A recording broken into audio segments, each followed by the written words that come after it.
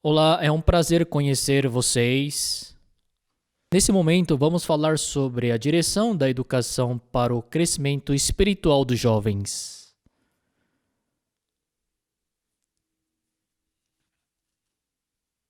Pessoal, a Bíblia fala exatamente do caminho da direção da educação que leva à transformação dos jovens.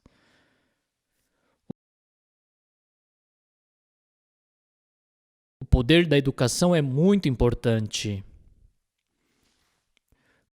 Por enquanto, vamos ver a palavra. Esther capítulo 2, versículo 7. Ele criara Radassa, que é Esther, filha de seu tio, a qual não tinha pai nem mãe, e era jovem bela, de boa aparência e formosura. Tendo-lhe morrido o pai e a mãe, Mordecai a tomara por filha. Então, pessoal, em diferentes áreas, nós podemos ver judeus muito bem-sucedidos. Se vocês verem na tela, tem o Einstein, também o Steven Spielberg. Eles são muito famosos. Tem o Mark Zuckerberg, o Larry Page. Também tem o CEO do Starbucks, o Howard Schultz. E também o fundador do Dunkin' Donuts, do Baskin Robbins. São empresários famosos pelo mundo. E eles são judeus.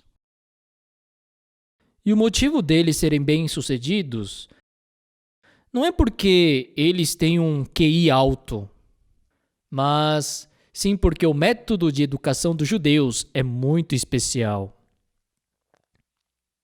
O método de educação que os judeus recebem desde pequenos é se dedicar e fazer perguntas e debater.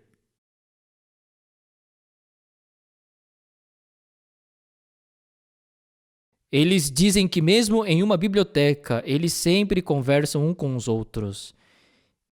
E na maioria dos países, as bibliotecas precisam ter um ambiente silencioso. Mas se você vê os judeus em uma biblioteca, você pode ver eles estudando, fazendo perguntas e tendo debates.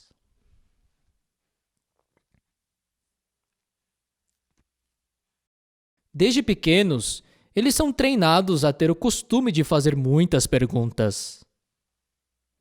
Se eu penso na época em que eu era jovem e recebia a educação lá na Coreia, ao invés de fazer perguntas para a professora,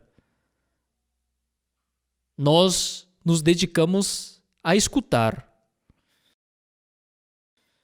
Mas os judeus, quando são pequenos, continuam fazendo as perguntas. Então eles são capazes de pensar profundamente. Então eles têm boas habilidades para pensar e para serem criativos. E é por isso que os judeus são capazes de estar à frente em tantas áreas diferentes.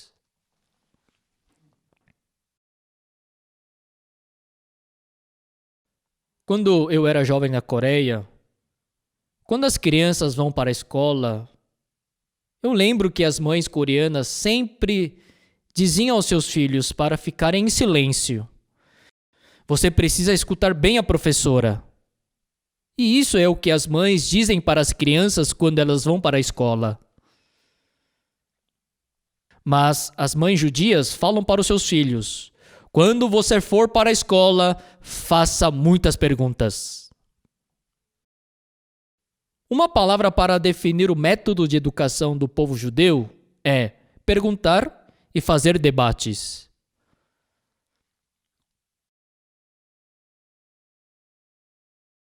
Pessoal, não estamos dizendo que tudo sobre os judeus está certo.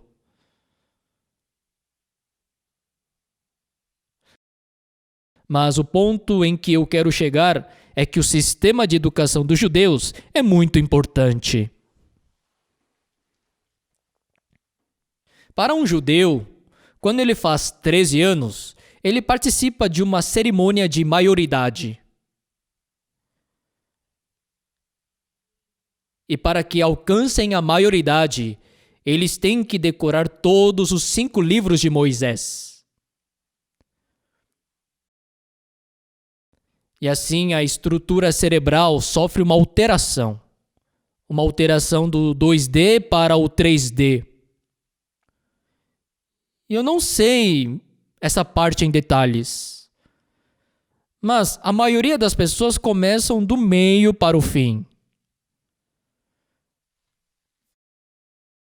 Mas se você tiver o cérebro em 3D, você é capaz de pensar do começo até o final de diferentes pontos de vista.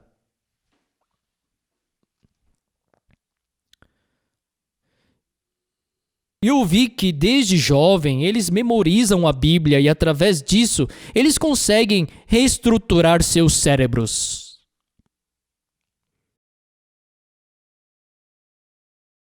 Eu também acredito que se os jovens memorizarem a Bíblia desde cedo, será um bom método de ensino.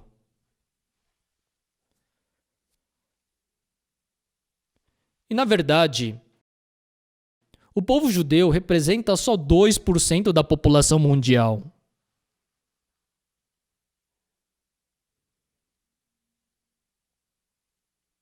Mas os judeus, eles levam 22% das honras do Prêmio Nobel.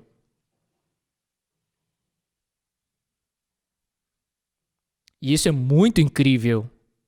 E isso é um grande efeito da educação judaica.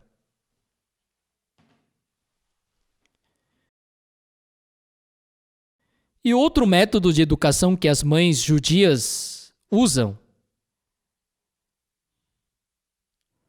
é esconder a metade do amor materno.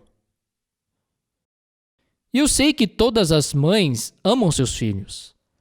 Mas se o coração de amar seu filho é de 100, elas escondem 50, metade disso.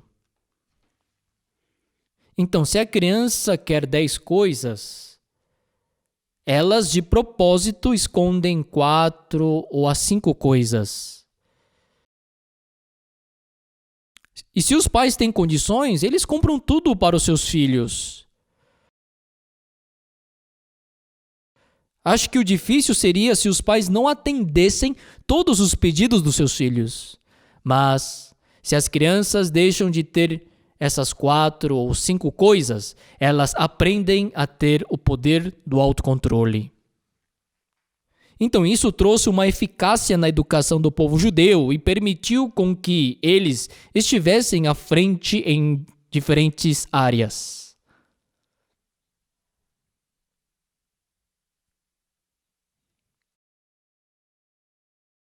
Então, pessoal, se nós voltarmos para a Bíblia, hoje nós lemos o livro de Esther, capítulo 2.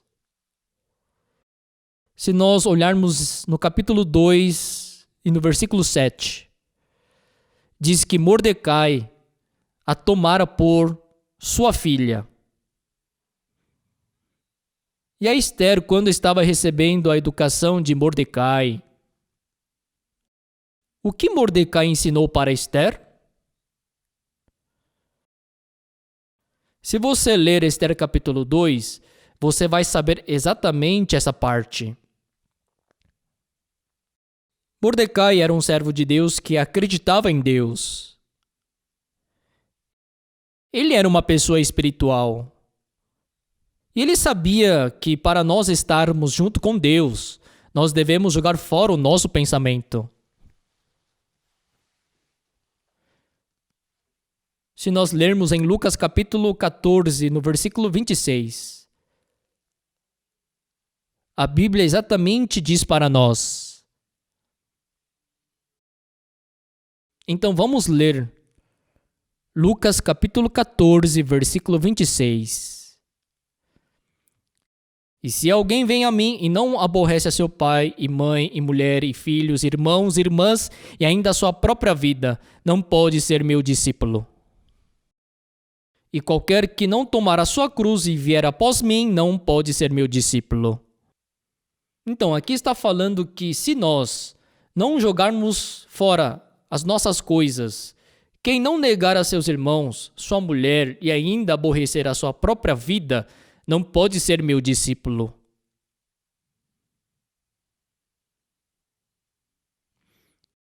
Então, para que possamos estar com Ele, nós devemos jogar nossas coisas fora. Para ser um discípulo de Jesus, a Bíblia não diz que você precisa ser obediente. Não diz que você tem que ser esforçado. Diz que você tem que jogar fora todas as suas coisas e aborrecer a si mesmo. Mesmo que sejam os seus irmãos, os seus pais, até o seu próprio corpo. Não estou falando para você mutilar o seu próprio corpo. Pessoal, por que nós devemos aborrecer a nós mesmos? Porque o pensamento do homem e o pensamento de Deus são diferentes. E é muito difícil confiar no homem e acreditar em Deus e segui-lo ao mesmo tempo. É impossível acreditar em mim mesmo e acreditar em Deus ao mesmo tempo. Então, aqueles que vivem a vida espiritual sabem que, para seguir Jesus, eles devem aborrecer a si mesmo e jogar fora a sua própria pessoa.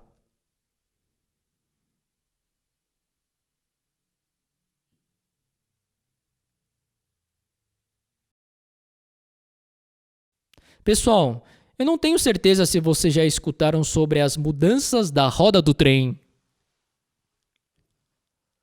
No passado, na era soviética, naquela época, quando Stalin estava governando o país, Stalin tinha medo da invasão dos soldados alemães e franceses da Europa. Por exemplo, se esses soldados invadissem pelo trem, ele deveria bloquear essa passagem. E os russos da era soviética, eles construíram trilhos mais largos do que os trilhos dos outros países da Europa.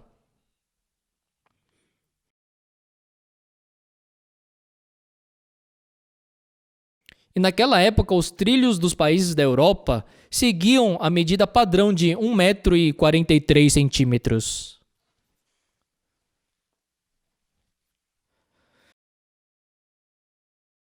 Mas no caso da Rússia, eles construíram os trilhos com a medida de 1,52 m.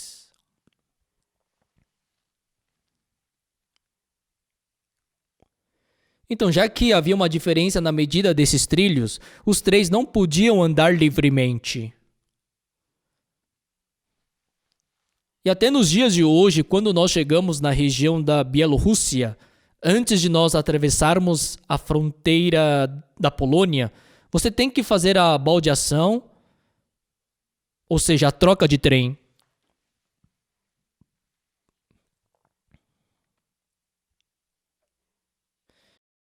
Então os passageiros tinham que descer do trem e esperar por mais ou menos 1 hora para que a troca de rodas fosse trocada para o padrão europeu.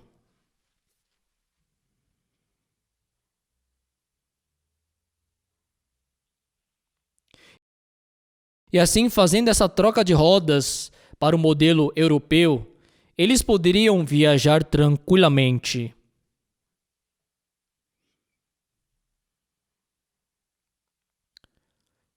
Então, todos os pensamentos do homem e os pensamentos de Deus são diferentes. Então, para nos libertar e para que nós nos tornemos um com Deus, temos que tirar esses pensamentos humanos que são diferentes dos pensamentos de Deus. Nós precisamos combinar com os pensamentos de Deus. Sem isso, a vida espiritual não pode acontecer. Muitas pessoas tentam acreditar em Deus. Elas tentam fazer as coisas esforçadamente. Meu pensamento é diferente da palavra de Deus. Nossa, eu devo negar primeiro os meus pensamentos. Meus padrões e meu julgamento não estão corretos. Então, pessoal, negar a si mesmo é muito importante. E Mordecai sabia disso exatamente. Em Esther capítulo 2, versículo 7, Mordecai tomou Esther como a sua filha.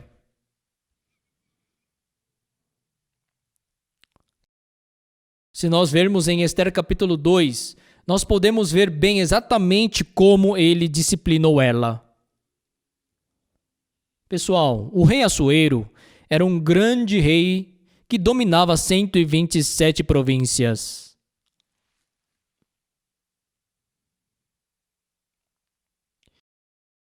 Ele governava da Índia até a África, até a Etiópia. Sim, ele era o rei de um país muito grande. E a rainha Vasti, pela sua arrogância, ela foi expulsa. E eles precisaram escolher uma nova rainha. Se eles dissessem, quem quiser pode vir, então isso não faria nenhum sentido. Por isso, cada representante das províncias recomendava certas mulheres para se apresentarem no Palácio Real. E aquelas 120 virgens foram recomendadas para irem todas juntas. E não foi naquela hora que elas encontraram com o rei.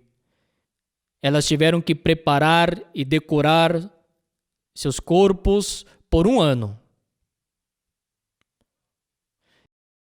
E assim, durante os primeiros 6 meses, aplicavam óleo de mirra e os outros 6 meses com perfumarias. E quem era o responsável que conduzia este trabalho? Era o eunuco Hegai.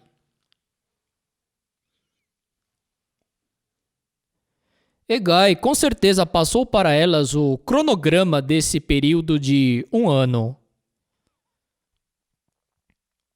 Hegai também falou assim com elas: pessoal, vocês conhecem bem o rei?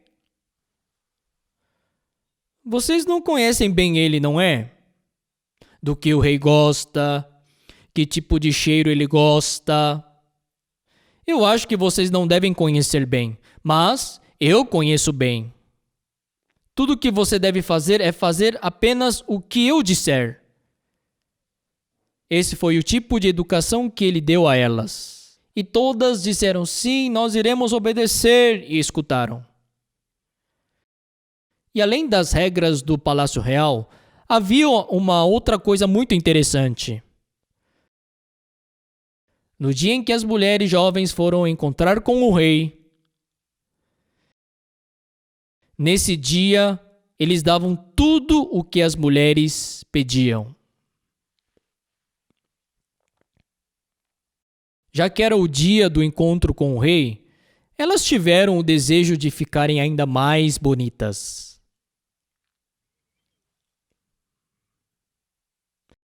Com certeza tiveram esse desejo de ser a mais bonita. E é muito difícil de controlar esse desejo. Mas, se lermos Esther capítulo 2, outras mulheres receberam o que elas queriam.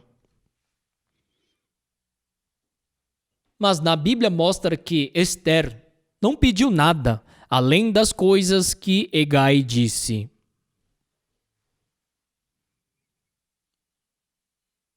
Ela não pediu nada, apenas recebeu o que Hegai disse. Isso é muito surpreendente. Isso significa que ela estava negando o que ela desejava. As coisas que haviam no seu próprio coração, ela negou. Ela apenas seguiu o que Hegai decidiu. De todas as jovens virgens, quem foi aquela que foi escolhida? Sim, Esther foi a escolhida. Ela foi amada. Enquanto Esther estava com Mordecai, ela recebeu esta educação desde pequena. Esta educação começou no mundo do coração. Ela recebeu a disciplina de negar seu sentimento, suas emoções e seus pensamentos.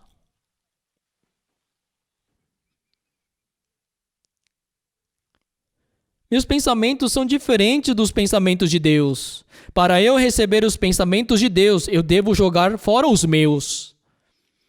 Meu julgamento e o julgamento de Deus são diferentes. Então, eu devo jogar fora os meus julgamentos. Já que ela recebeu esse tipo de treinamento, isso foi possível. Então, ao contrário disso, havia a história de Ló, filho de Abraão.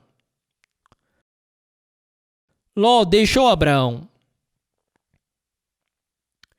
E depois ele foi viver em Sodoma e Gomorra.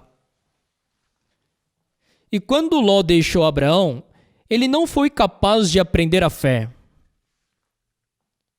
Um dia, 2 anjos do Senhor visitaram Sodoma e Gomorra. E sabendo desta notícia, as pessoas más estavam rodeando a casa de Ló. Eles estavam batendo na porta. Ló, Ló, tem 2 pessoas na sua casa. Deixa eles saírem. Deixem eles saírem. Então essas pessoas más estavam gritando do lado de fora. E naquele momento, o que Ló fez? Na verdade, ele poderia pedir para os anjos: "Oh, anjo de Deus, essas pessoas más vieram e estão do lado de fora. E eu não posso fazer nada. Por favor, resolvam esse problema. Por favor, façam com que eles vão embora." Esse é o jeito certo de fazer isso. Mas o que Ló fez? Qual foi a sua atitude? Vocês aí, fiquem aqui parados. E depois ele fechou a porta e saiu.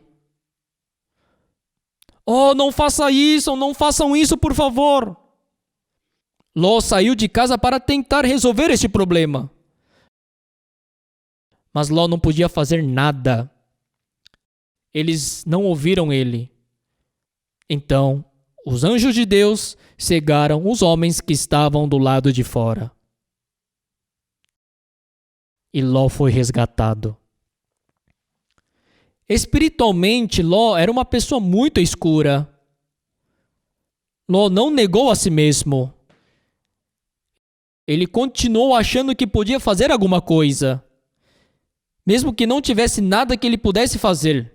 Ele somente tinha o pensamento de que ele deveria fazer alguma coisa. Mesmo os anjos de Deus estando lá, ele não pediu ajuda aos anjos. E quando a multidão perversa estava batendo em sua porta, qual foi a resposta de Ló? Ele ficou dizendo assim: "Por favor, não façam isso. Eu tenho 2 filhas em casa que não tiveram nenhuma relação com nenhum homem." Essas 2 filhas de Ló não tiveram nenhum contato com nenhum homem naquela cidade corrompida de Sodoma. Não tiveram uma vida lasciva. Moralmente e eticamente falando, tiveram uma vida limpa. Parece que Ló educou bem as suas filhas. Mas, pessoal, não foi isso que aconteceu. Agora que Sodoma e Gomorra foi destruída, seus 2 noivos também foram queimados e morreram.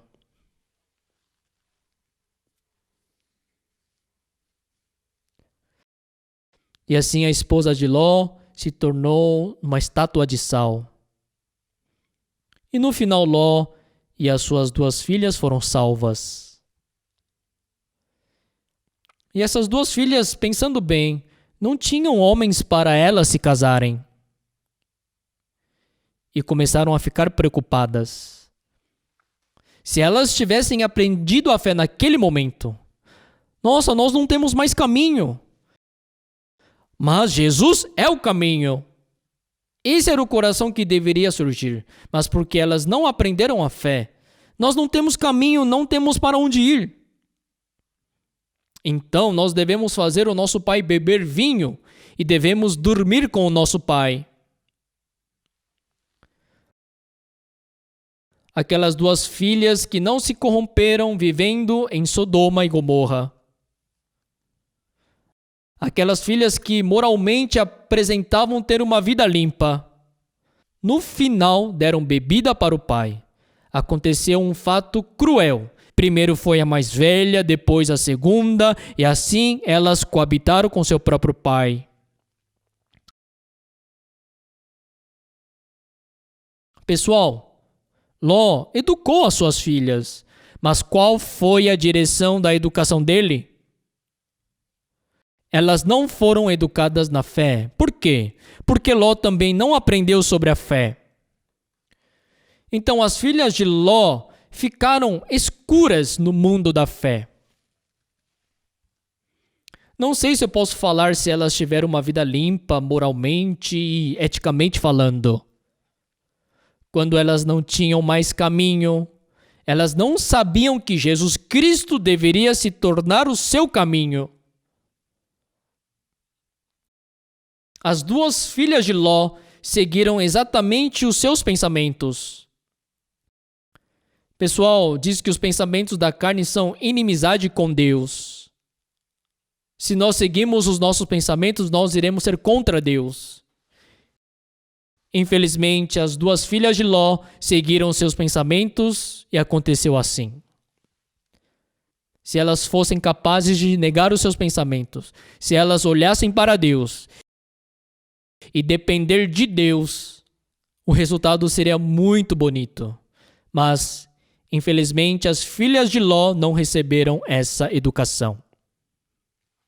Pessoal, a juventude nos dias de hoje. Sim, os jovens estão recebendo uma educação. Eles recebem a educação de fazer as coisas esforçadamente, fazer as coisas bem, desafiarem.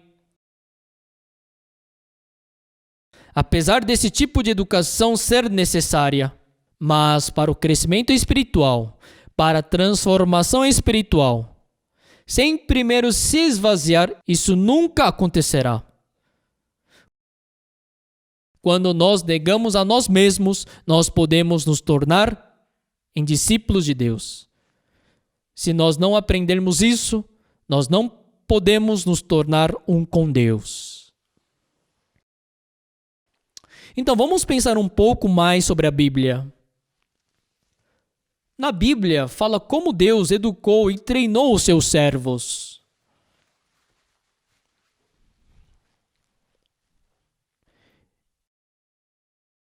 Em Gênesis, nós aprendemos sobre a vida de José. De Gênesis capítulo 37 até o capítulo 50 fala sobre a vida de José.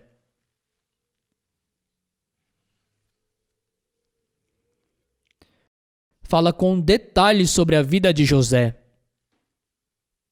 E quando nós lemos a Bíblia, vemos que aos seus 17 anos ele teve um sonho. E durante 13 anos ele continuamente passou por tribulações. Depois que ele teve esse sonho que se tornaria governador, durante 13 anos ele foi perseguido pelos seus irmãos, foi vendido como escravo, foi seduzido e até entrou no cárcere.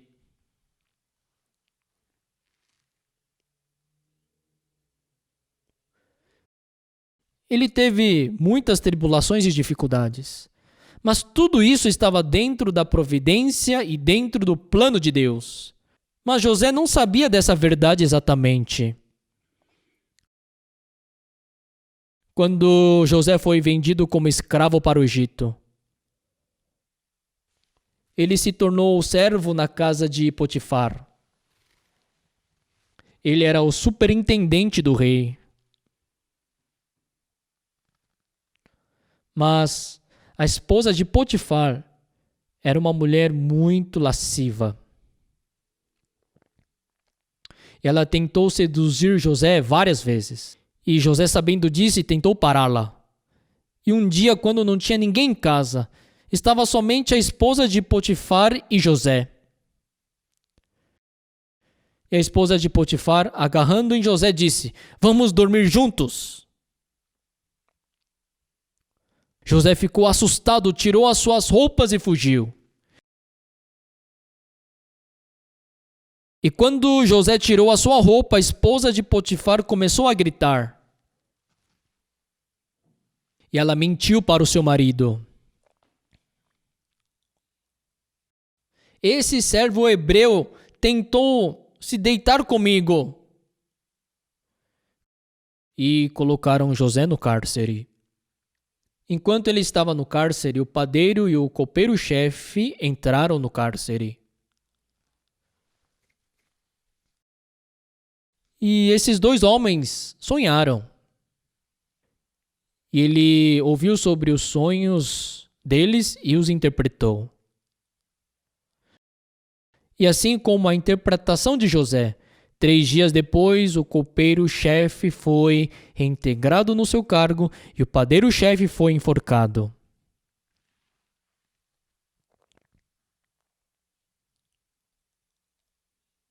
E assim como José interpretou, o copeiro-chefe foi liberto do cárcere.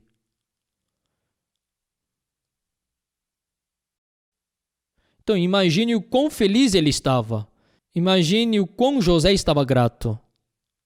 E naquele dia, quando o oficial saiu do cárcere, José pediu um favor para o copeiro-chefe. Ele falou 2 coisas. Quando você sair do cárcere e encontrar com o rei Faraó, fale de mim e me tire desse cárcere. Eu não cometi nenhum erro para que me colocassem neste lugar. Quando nós lemos esta passagem da Bíblia, podemos ver que no coração de José havia uma pequena esperança de Faraó tirá-lo do cárcere. E também podemos ver que José se considerava uma pessoa inocente e tinha este coração de querer sair do cárcere porque não havia cometido nenhum erro. Mas algo estranho aconteceu. Enquanto o copeiro-chefe saía da prisão, "Oh, José, eu vou libertar você!" E José acreditou que rapidamente ele seria livre. Mas depois de um dia sem notícias, depois de uma semana sem notícias, mesmo depois de um mês sem notícias, o que aconteceu? Sim, esse copeiro-chefe se esqueceu de José. Durante 2 anos ele se esqueceu de José. Pessoal, isso é possível? Foi Deus quem fez isso. Quando pensamos sobre esse fato pessoal, Deus permitiu com que José ficasse na prisão por 2 anos. José teve que ficar por 2 anos até interpretar o sonho de Faraó. Terá 7 anos de abundância e depois 7 anos de fome. E porque não havia ninguém que interpretasse o sonho de Faraó, Deus planejou a ida de José para o Egito. E assim ele podia preservar a vida em Israel durante os 7 anos da fome. Então Deus apagou José da memória do copeiro-chefe.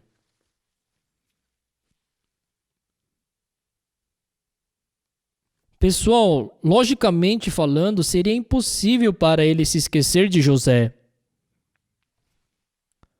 Mas Deus apagou José da memória do copeiro. No começo, José estava tão feliz por ter a esperança de sair do cárcere. Mas quando ele não foi capaz de ser liberto, o que ele foi capaz de descobrir? Passando por tudo isso, como ele pensou sobre Deus? O que Deus ensinou para José? O que Deus quer nos ensinar? Pessoal, vamos olhar em Salmos capítulo 15. Sim, do versículo 17 ao 19. Em Salmos capítulo 105, versículo 17. Adiante deles enviou um homem, José, vendido como escravo. 18. Cujos pés apertaram com grilhões e a quem puseram em ferros. Agora 19. Até cumprir-se a profecia a respeito dele e tê-lo provado a palavra do Senhor. Aqui diz, até cumprir-se a profecia a respeito dele. José não foi liberto do cárcere porque era inocente. Ele não foi liberto do cárcere por causa do poder de Faraó. Até o tempo de Deus se cumprir, José ficou no cárcere. Isso é como todos os caminhos da nossa vida. Até que Deus fale, até que nós experimentemos Ele, então podemos ir. Deus fez isso para que novamente José esvaziasse seu coração. Eu não posso sair daqui com a minha própria justiça e com os meus próprios pensamentos.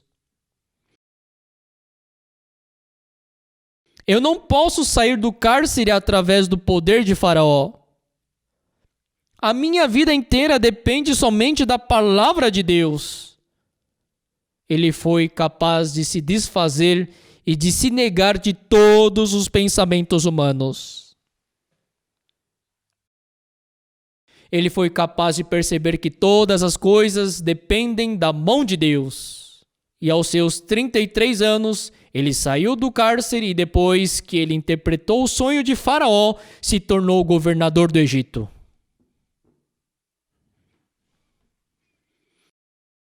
Depois que José se tornou um governador, ele descobriu que as promessas e os sonhos de Deus foram cumpridos. E todos os pensamentos humanos de José partiram dele. Depois que ele se casou, o seu primeiro filho chamou-se Manassés. E o seu segundo filho se chamou Efraim. Sim, Manassés significa Deus me fez esquecer. Todas as dificuldades e tribulações do passado foram esquecidas. Porque ele sabia que tudo isso aconteceu por causa do plano de Deus. Esse era o testemunho que José tinha em seu coração. E o segundo filho, Efraim, significa Deus me fez próspero. Sim, esse é o testemunho de José.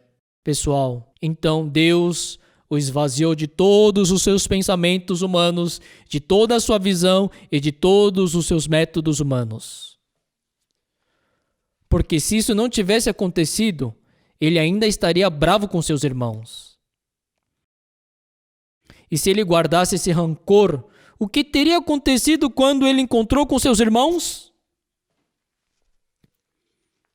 Irmãos, por culpa de vocês eu sofri desse jeito. Ele se vingaria. Mas todos esses pensamentos partiram de José. Se ele não tivesse negado seus pensamentos humanos, o que ele teria feito com a esposa de Potifar depois de se tornar um governador? Ele iria atrás dela e diria: fala de novo! Eu fiz isso? Ou foi você? Ele a questionaria sobre quem está certo e quem está errado. Mas José não teve esse tipo de coração. Ele se esvaziou de todos os seus pensamentos. E José foi capaz de perceber que estava dentro da vontade de Deus. Pessoal, e foi assim que Deus conduziu a vida de José. Ele conduziu José para que se tornasse governador do Egito, para que salvasse Israel. Deus conduziu assim José. Pessoal, olhando no livro de Êxodo, assim também Deus conduziu Moisés. Quando nós pensamos no Deus que conduziu Moisés, Até os seus 40 anos, Moisés foi poderoso em palavra em toda a ciência do Egito. E Moisés queria salvar o seu povo do Egito. Mas essa não era a fé de Moisés, era a sua autoconfiança. Uma vez, saindo, ele viu 2 hebreus brigando. Moisés viu e ficou muito bravo, ficou muito irado. Então ele empurrou essa pessoa e essa pessoa morreu. Ele cometeu um homicídio. E novamente, no dia seguinte, ele saiu. E agora viu 2 israelitas discutindo. E Moisés foi para separá-los. De repente, um israelita disse: Ei, Moisés, quem te pôs por juiz sobre nós? Você quem cometeu um homicídio ontem, hoje veio para nos matar? E assim, o homicídio de Moisés foi manifestado. E ele fugiu para o deserto de Midian. Moisés, até os seus 40 anos, foi autoconfiante. Mas, pessoal, já que ele deveria conduzir o povo de Israel pelo deserto durante 40 anos, isso seria impossível pela sua autoconfiança e pela sua própria força. Para ele atravessar o deserto durante 40 anos, ele tinha que receber o poder de Deus. E para que Deus pudesse estar com ele, primeiro ele tinha que esvaziar o seu coração de confiar em si mesmo. E assim, ele passou pelo deserto de Midian durante 40 anos. E assim ele completou 80 anos. Já estava muito velho. Já perdeu toda a sua autoconfiança. Ele já desaprendeu tudo o que ele havia aprendido. Já estava sem força. E Deus chamou Moisés no monte Horebe aos seus 80 anos. Então ele ouviu: Moisés, Moisés. E quando ele olhou para ver quem estava chamando, havia uma sarça ardendo em fogo. A sarça ardia no fogo e a sarça não se consumia. Se alguém queima alguma coisa, isso vira cinzas. Estava queimando, mas nada estava desaparecendo. Isso é algo que a gente não está acostumado a enxergar. Mas Deus disse a Moisés, mostrando aquela sarça ardendo em fogo: Moisés, a terra em que estás é terra santa. Tira as sandálias dos pés. Sim, ele disse para tirar as sandálias dos pés. O que significa isso? O lugar em que estás é terra santa, tira as tuas sandálias. Qual é o significado disso? Na verdade, o ponto principal não é sobre as sandálias visíveis, mas está se referindo a esses 80 anos que Moisés viveu. Existe a experiência ao longo desses 80 anos. Deus está dizendo: tire toda a sua experiência, tudo que você enxergou e tudo que você sabe. Porque este lugar é um lugar onde Deus, Ele governa. Pessoal, dentro do mundo de Deus, a nossa experiência, a nossa ideologia, a nossa sabedoria, tudo isso não tem proveito nenhum. Deus não plantou autoconfiança no coração de Moisés. Deus, pelo contrário, esvaziou o coração de Moisés da sua autoconfiança. Ele chamou Moisés com seus 80 anos. Moisés que não podia fazer nada. Moisés que não podia depender de si mesmo. Deus o chamou e Deus começou a trabalhar dentro dele.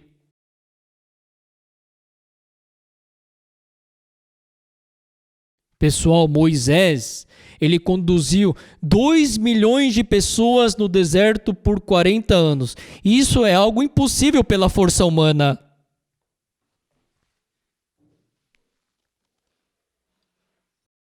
Somente Deus é capaz de fazer isso.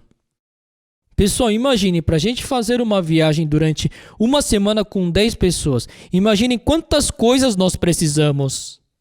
Mas essa viagem, durante 40 anos, com tantas aquelas pessoas, comeram, dormiram, se vestiram, beberam. Se não fosse por Deus, isso seria impossível.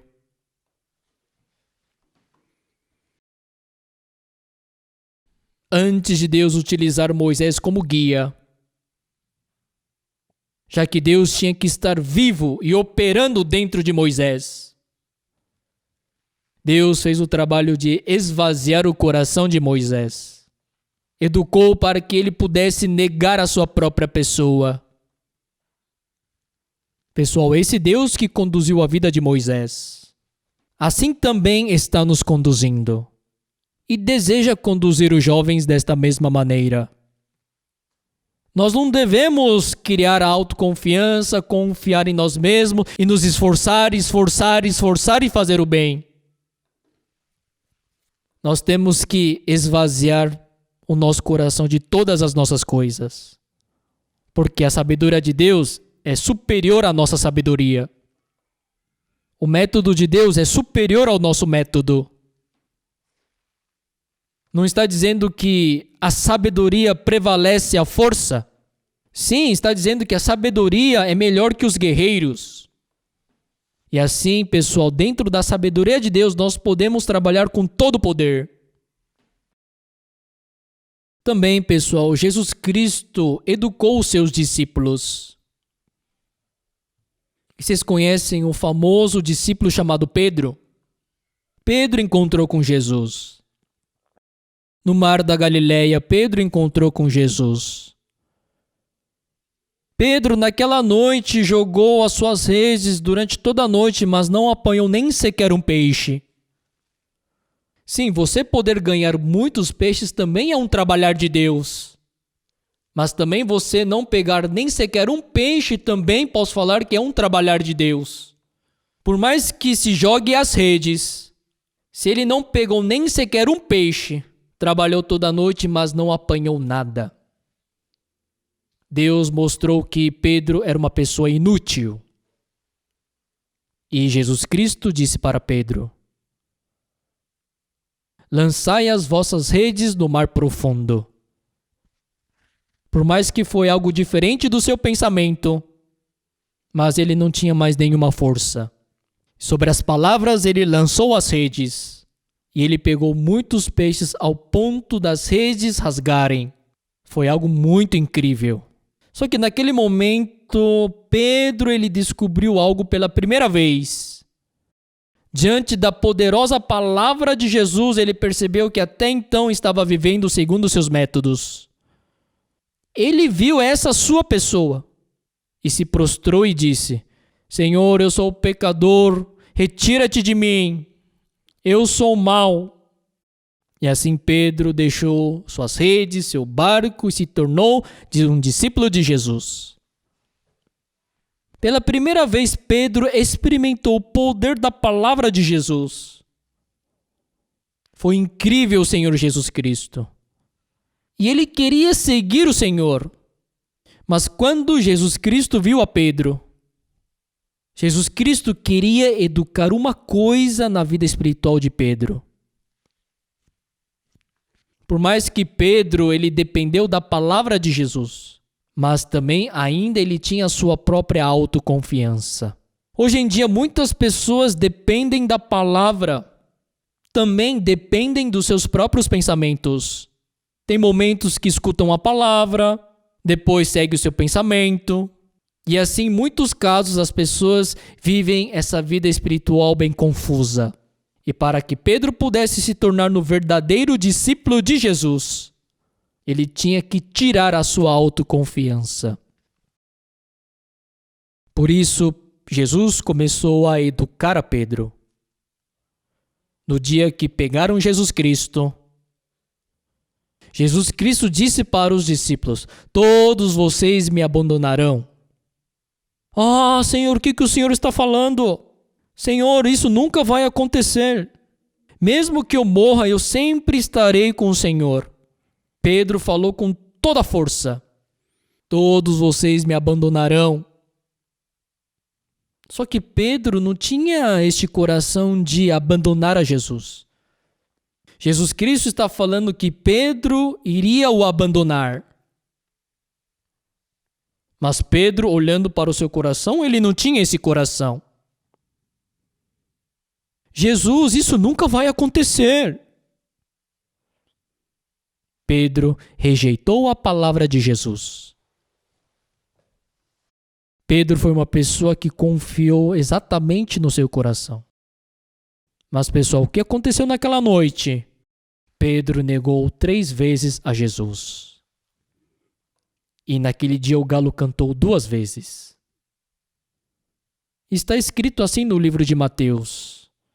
Pedro, depois que ele viu o canto do galo, ele viu que ele negou 3 vezes a Jesus, ele saiu e chorou amargamente. E assim, Pedro, negando 3 vezes a Jesus, ele viu a sua própria pessoa. Ele viu quão fraco ele era. Ele viu que realmente ele era uma pessoa que não poderia confiar em si mesmo. Ele viu que era uma pessoa tão inconstante. Naquela noite, ele viu que ele jamais poderia seguir a Jesus. Pedro não podia mais confiar em si mesmo. E ele voltou a pescar. Depois Jesus Cristo morreu. E ele não tinha mais esperança. Eu, sendo uma pessoa assim, sou discípulo de Jesus? Eu, sendo assim, como que eu vou pregar o evangelho? Isso não faz sentido. E assim, todo decepcionado e na desesperança, voltou a pescar peixes. Mas conforme as suas promessas, depois de 3 dias, Jesus Cristo ressuscitou. E novamente ele apareceu diante de Pedro. Apareceu diante dos seus discípulos na praia. Sim, os discípulos não reconheceram a Jesus. Já que ele havia ressuscitado, ninguém estava o reconhecendo. Só que naquela noite também eles não conseguiram pescar nada. E Jesus Cristo disse: lançai as vossas redes no lado direito do barco. E é uma cena bem semelhante, não é? E sobre as palavras lançaram as redes do lado direito do barco e ganharam muitos peixes. Pegaram 153 peixes. E naquele momento Pedro se sentiu muito estranho. E aí ele percebeu que era Jesus Cristo. E Pedro estava muito feliz em ver Jesus Cristo, mas também estava muito envergonhado. E Jesus Cristo perguntou para Pedro: Pedro, tu me amas? Sim, o Senhor sabe que eu te amo. Então apacentas as minhas ovelhas. E perguntou pela segunda vez: Pedro, tu me amas? Sim, o Senhor sabe que eu te amo. Então apacentas as minhas ovelhas. E pela 3ª vez fez a mesma pergunta. E ele respondeu: sim, Senhor, o Senhor sabe que eu te amo. Pessoal, qual foi a diferença do antigo Pedro? O Pedro de antes falaria: Senhor, por que o Senhor está falando que eu vou negar o Senhor? Eu não vou negar. Mas agora Pedro não podia confiar em si mesmo. Por mais que ele tinha amor por Jesus. Mas ele também não tinha toda a garantia do seu coração. Sim, Senhor, eu te amo. Mas o Senhor sabe disso. A visão do Senhor é que está correta. O que o Senhor sabe está correto. E assim Jesus Cristo deu esse cargo de pastor para Pedro.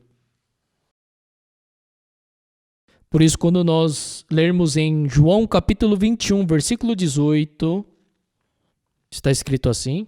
João capítulo 21, versículo 18.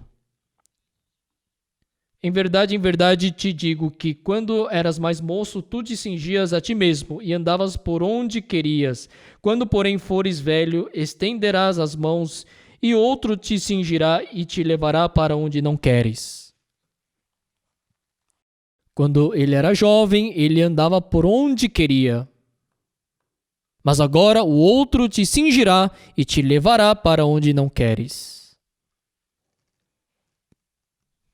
Agora Pedro estava na mão do Senhor e foi utilizado para pregar o Evangelho. E no livro de Atos, capítulo 3, Pedro experimenta um grande poder. Ele disse para aquele coxo de nascença se levantar. Era algo que o Pedro de antes jamais poderia fazer. Agora o Espírito Santo estava o conduzindo. A palavra de Deus estava o conduzindo. Se tornou num poderoso servo de Deus. Pessoal, hoje através da Bíblia nós vimos qual é a direção da educação para o crescimento espiritual dos jovens.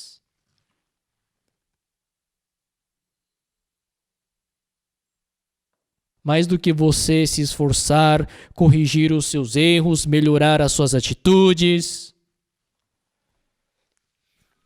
primeiro nós temos que negar o nosso julgamento e também os nossos pensamentos. Quando nós somos educados desta maneira, como Pedro, nós seremos homens poderosos. Seremos conduzidos como Moisés. E seremos conduzidos pela palavra como a Esther. E assim espero que muitos jovens sejam educados desta maneira para crescerem dentro do Evangelho.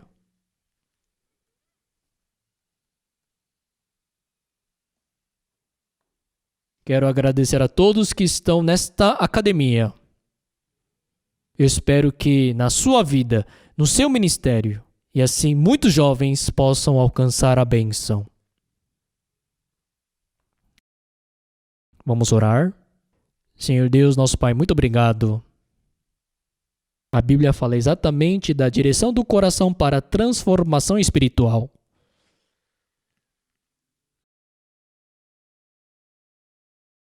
É negar a si mesmo. E assim, Senhor, nós cremos que se os nossos jovens negarem seus pensamentos, serão conduzidos pela palavra de Deus.